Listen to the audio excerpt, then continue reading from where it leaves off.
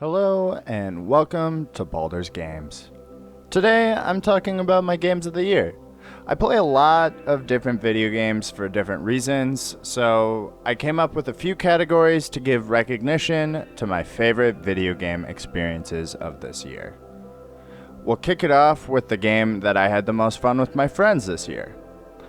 I played through It Takes Two and some of Diablo 4 with my brother. They were both fun.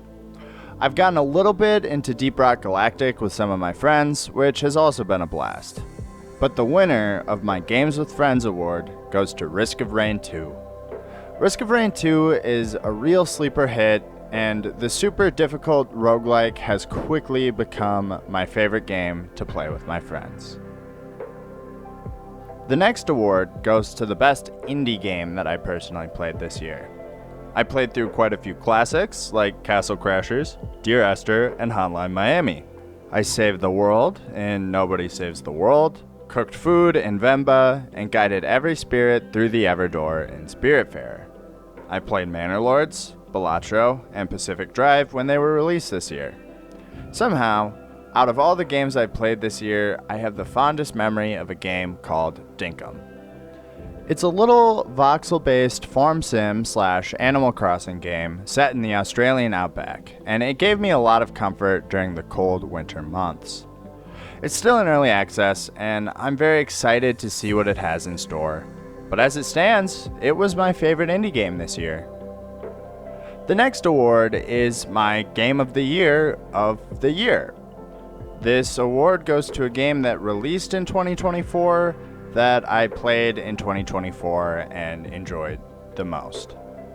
Personally, I like to buy games when they're on sale, so I play a lot of older games. So all of these games are special for me even purchasing them, seeing them, and being like, hey, I need to play that. Like Pacific Drive, I discovered the Might and Magic genre through Songs of Conquest. Manor Lords came out this year. I'm excited to see where that goes. Satisfactory released out of early access. And Age of Mythology finally received the remaster treatment that it deserved.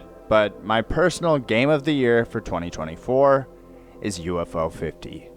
UFO 50 is an indie game, I realize, but I took it out of contention for best indie because I knew it would be my game of the year, even though it's kind of cheating because UFO 50 is 50 different games.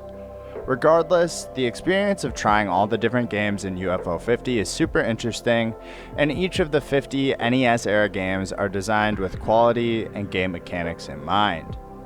It's such a creative, clever idea, and it's an absolute labor of love. If you haven't checked it out, you should. Also, no one talks about Bushido Ball, but that game is so much fun. Make sure you give it a shot. The next award goes to my favorite video game that I played this year that I covered on the channel. I ended up covering my favorite video game experience of this year, and I'm disappointed that I didn't play through it or finish it any other year. This game is Dragon Age Origins. Dragon Age Origins has one of the coolest, most unique video game stories that I've ever experienced, where role-playing is a seriously big deal. Making different choices in the story were important, and I enjoyed the party combat. It also helped me adjust to real-time with pause combat, which is an added bonus as I try to make my way through Pillars of Eternity and other games like that. Dragon Age Origins is a masterpiece, and it's my favorite game that I played this year. Before I go, I just want to talk about some things that I'm anticipating for next year, some video games that I'm excited to play.